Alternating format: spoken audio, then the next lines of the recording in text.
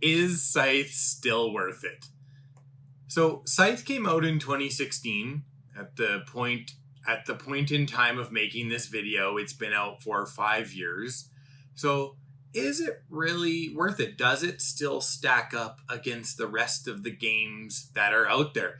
A lot has happened in the last 5 years. The board game industry has exploded. Crazy things are happening, like Frosthaven Kickstarter doing billions of dollars. I don't know what it is. It's a lot. 13, 14 million plus whatever they did after the Kickstarter. A lot has changed. So I'm just going to run through what Scythe is all about, talk about how it stacks up, against the competition. So Scythe is a 1 to 5 player game. It's asymmetric. It's sort of like a Euro. It's very close to a Euro, but it has some combat. So it's not exactly a Euro. It's competitive, although there is technically a co-op mode that comes out with, some of the expansions. You can play it solo. You can play it with your friends. So it covers a lot of different bases. And essentially, it's set in 1920s Europe. And I think it has this really cool juxtaposition of, like industrial style mech technology layered over farmland, agriculture, rural kind of setting. There's cows everywhere, stuff like that. So I'm going to go through a bunch of different points here and we'll figure out, is Scythe still worth it? Which expansions are the best? Should you start out with expansions? Which ones should you buy in order? I'll make sure and go through it pretty quickly so that you can make a good, informed decision. All right, let's get started.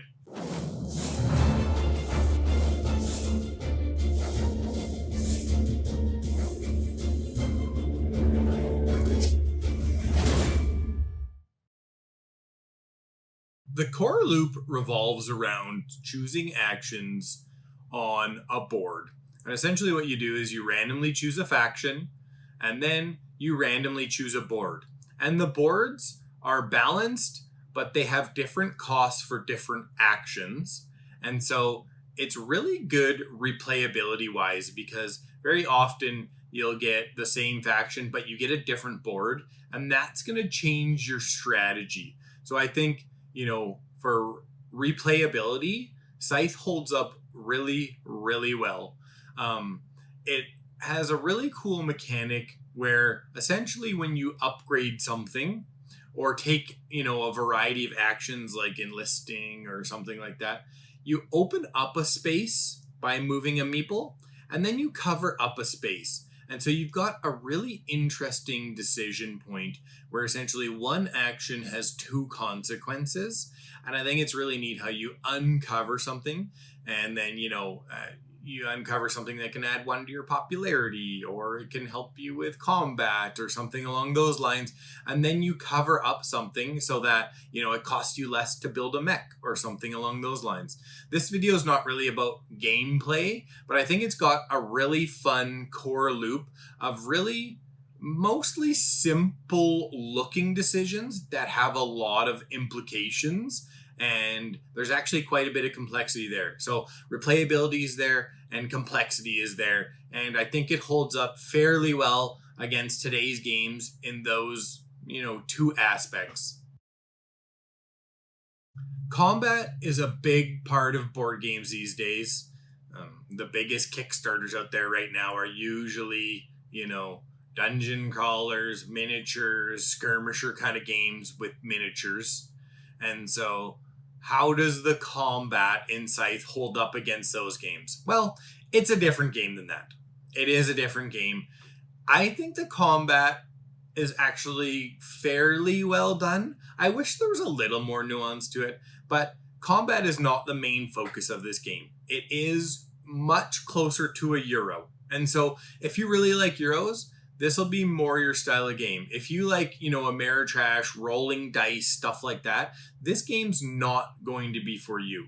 There's no dice rolling. The randomness is, there's some when you choose your boards and your factions in the beginning, but there's not a lot of randomness. It's much more tactical. I love tactical stuff, so that's good for me. The combat is fairly basic. It's essentially got a bit of a bluff mechanic. You can have a card combined with, you use a little dial and you determine an amount of power. And then each person secretly does that. And then you turn over your little wheel and you show each other what your power is. And so, there's a decent bluff mechanic there, but I think the combat actually works for what the game is. It's not a massive part of the combat. You're going to fight a lot less than you think you are. And so if combat just is the main driving force when you're playing board games, this probably isn't the game for you. But I think for me, the combat is actually a good addition to a Euro, and it doesn't interfere with a lot of the other Euro mechanics. And I think it's a nice part of the game. Any game that does well gets expansions. I mean, it makes sense. You want to make money off something that has a proven track record and has proven to be successful. There are 3 expansions for Scythe. There's the Rise of Fenris, the Wind Gambit, and Invaders from Afar. They each kind of do different things, and I think they're valuable additions to the game. However, I don't think you should buy them right away. I think you should buy the base game and make sure the game's for you.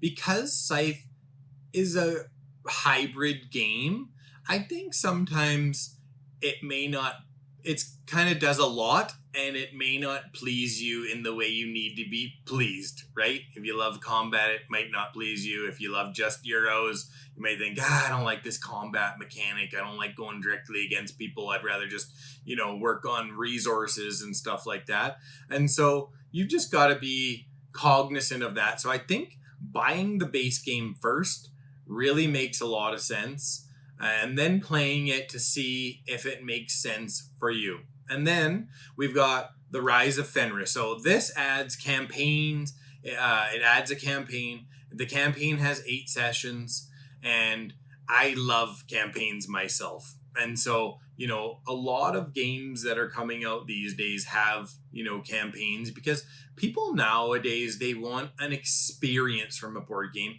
and they want that experience to change. Board games are closer to Dungeons and Dragons now and things of that nature than any other time. And it's really cool to be able to play your favorite game and see things change. So Rise of Fenris, if you do get an expansion and you love campaigns, that's the one for you. It also has a co-op mode, and the campaign has hidden information as well. So I think it's a great addition. For me, Rise of Fenris is the first expansion to buy, and overall is the most important expansion, just as far as I'm concerned, because I love campaign. I love campaign games. I'm a Gloomhaven guy, etc. I have tons of Gloomhaven videos too, so if you like Gloomhaven as well, go check out my channel. I've probably got 80 Gloomhaven videos on every class, everything you want to know about Gloomhaven. And then next is Wind Gambit. So Wind Gambit, it adds alternate victory conditions, which is really neat because it adds a ton of replayability. So if you're not a campaign person, but you are a competitive person, and you like Twilight Imperium and, games that, are competitive, then you're going to like this because it really adds a lot of replayability, and it adds airships. Airships are cool. Enough said. And then we've got Invaders from Afar. This, you can now play with 7 players. It adds 2 new factions and traps. So once you play the game and you're like, I like Scythe, then you should go in that order. Fenris, Wind Gambit, Invaders from Afar, in my opinion. But based upon, what makes sense for you, get them in any order that you like. And I think all of the expansions add a lot of value in different ways. So, should you still buy Scythe when there are so many games out there? That's what I'm going to talk about here. I'm going to talk through it. But before that, if you're liking the video, please go ahead and hit the like button and subscribe to my channel and turn on notifications so that when I publish new content, you're notified. Notifications is the little bell icon. And then down in the description, I've linked the base game and all 3 expansions. If you click on those links, it really helps me out a lot. I'm a small channel. I need your support. And if you want any of those products and you click through on the links, I make a small commission. So let's talk about what really Scythe can do versus everything else. Is it something you should spend your money on? So first, cost. The base game, I don't know what it is in the US. I'm Canadian. I think I paid like $68 to $70 for it. So compared to a lot of games out there these days, it's not that expensive.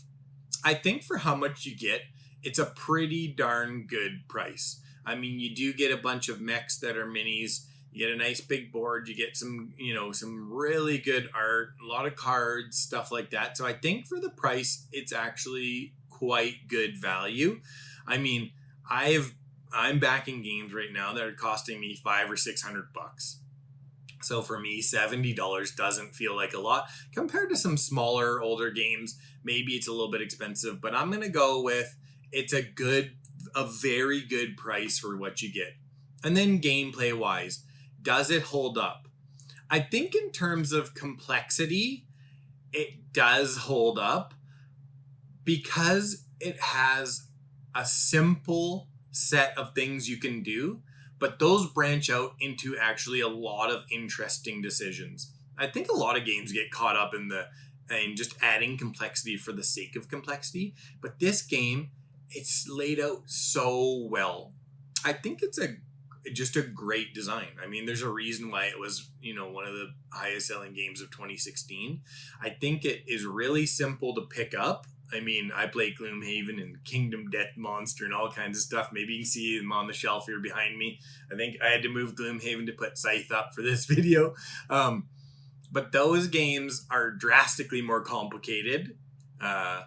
But they don't always necessarily have more interesting decisions. Scythe is super simple with very interesting decisions. And so I think it does hold up. It holds up against games that are out today. So I am going to make a recommendation to buy. It's not even really my normal type of game. Like if you look behind me, I've like Seventh Continent. I've got all this stuff here that is not like Scythe. And yet I'm still here recommending it. I bought it to play with my wife. And then I ended up really liking it, even though it doesn't fit into my normal dungeon crawler style wheelhouse, just because it does have so much interesting going on. However, so I'm making a recommendation to buy. I think it holds up. However, it does have some flaws. I think the combat's a little too boring. I wish there was just a little bit more to it. I get that combat is not the focus of the game, but I still wish that there was just a little more complexity, just a little bit more. I wish the mechs had a couple different abilities and they could, shoot missiles or something, something along those lines. And also, I think that sometimes there's not enough interaction between players. Now, it gets better the more players you have because you're closer together. But until you get to the factory, you're actually not very mobile, and so you don't actually branch out that far. So I think there could have been a mechanic to maybe move a little bit more early on in games, like early on in the actual game. So I wish there was a little bit more that could be done around that. Other than that, I think it's a very good game.